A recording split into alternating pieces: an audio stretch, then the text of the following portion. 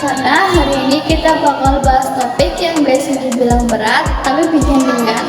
Topik kita hari ini adalah pemuda, Sumpah Pemuda dan nasionalisme. Sebelum ke inti pembahasan, perkenalan dulu gak sih? Ya dong, tak kenal sama kakak saya. Asik. Kali ini kita adalah host kalian hari ini. Aku adalah Ayah satu. Dan aku Ayah dua. Bersama-sama kita adalah Double A. salam kenal semuanya. Tapi tenang, kita nggak cuma berdua. Kita kedatangan tamu istimewa yang bernama Mbak Seraton dan Mbak Dinda. Silakan masuk.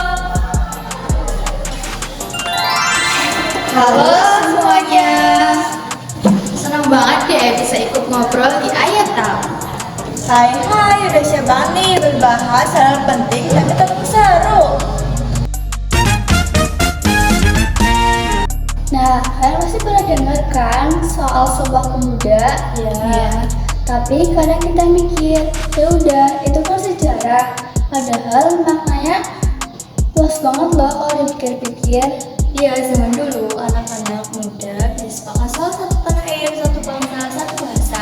Gak ada grup WA, tapi mereka bisa kompak. Coba nih sama sekarang, Bensi, jajan makan aja susah, banyak wacananya. Kalau menurut kalian gimana? Kalau menurutku nih, makna Sumpah Pemuda itu sebagai pengingat pentingnya persatuan dan kesatuan. Kalau Bang Badida gimana? Kalau menurutku sih ya, Sumpah Pemuda itu mengingatkan tentang keberanian pemuda pada waktu itu. Masih muda tapi punya visi dan berani bersikap diri sendiri. Bener banget tuh, aku sedih paham sama Sumpah Pemuda. Bener banget kan, ternyata emang sesuatu itu maknanya. Kan tahun 1948, pemuda di berbagai daerah mereka bersumpah satu tanah air, satu bangsa, satu gak ada tanah besar, tapi mereka bisa bersatu demi Indonesia. Itu tuh bukti bahwa kesadaran dan keberanian pemuda pada waktu itu tuh luar biasa. Mereka kalau berdua, berdiri dulu, mereka hidup duluan. Sekarang kita nggak lawan menjajah, tapi lawan yang cuek dan pas jatuh. Semangat 1945 itu warisan buat kita, teruskan dan lanjut. Kalau ngomongin soal nasionalisme sama sekarang masih relevan nggak sih? Masih dong, tapi bentuknya udah beda. Kita nggak lagi angkat senjata, tapi kontribusi lewat hal-hal kecil. Kayak dukung produk lokal daripada beli barang luar terus, mending beli buatan Indonesia. Benar banget tuh, kita juga harus jaga lingkungan, jangan sampai buang sampah sembarangan. Itu tuh udah masuk nasionalisme loh. Kalau nolong orang tanpa lihat dia dari mana, itu juga termasuk cinta tanah air kan? Ya itu jelas namanya empati, ya kan? Iya. Nilai penting dalam permasalahan.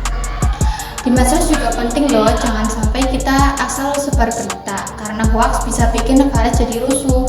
Makanya penting banget menjadi penyebar semangat positif agar Indonesia tetap adem. Kadang nasionalisme itu buat terlihat tapi terasa ya.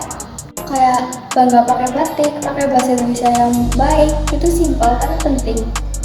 Bener banget tuh, jadi bangga jadi orang Indonesia itu bisa dilakukan lewat hal-hal yang kecil. Makanya penting banget menjadi penyebar semangat positif agar Indonesia tetap adem. Nasionalisme sama no itu sadar, peduli, dan beraksi. Setuju. Nah, sebelum benar-benar selesai, yuk kasih 1-2 kalimat pesan untuk teman-teman di luar sana. Aku mulai ya, jadilah pemuda yang bangga Indonesia dan buktikan lewat aksi yang nyata. Gak usah nunggu jadi pejabat, buat cinta tanah air. Mulai dari hal kecil tapi konsisten. Wah, keren banget. Terima kasih Mbak Seratu dan Mbak Dinda udah gabung hari ini. Kalian keren banget. Ya, terima kasih kalian benar-benar keren banget. Dan buat sobat Ayah semua, obrolan kita hari ini semoga bisa bermanfaat dan bikin kalian makin semangat untuk berkontribusi di luar sana. Sekian dari Ayah Tua. Terima kasih. Wassalamualaikum warahmatullahi wabarakatuh.